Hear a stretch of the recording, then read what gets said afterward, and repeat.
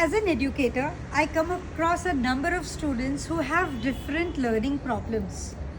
And one of the most common complaints that parents across ages get to me is that the child forgets. Can a child really forget what the child has learned? Well, there could be many reasons to it. One of the most common reasons is lack of concentration and lack of efforts to retain that particular information. Lack of concentration is a very common problem among school students.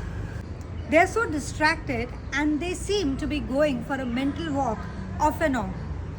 When the teacher is teaching or when you're explaining something to them, it's very important to keep the session extremely interactive so that the child is able to interact and adhere to the voice, the content, the information, and the examples that the teacher is trying to give to that particular child.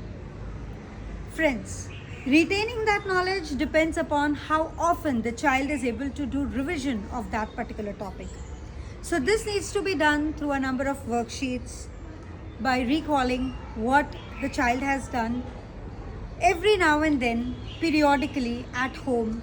So it does require a lot of efforts to educate a child on behalf of the teacher as well as the parents.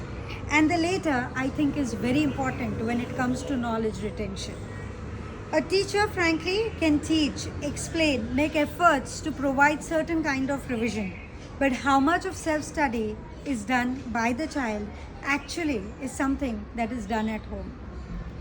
So next time you really think of complaining or even saying or making a remark that the child forgets, ask yourself, how often has my child revised what the child has learned?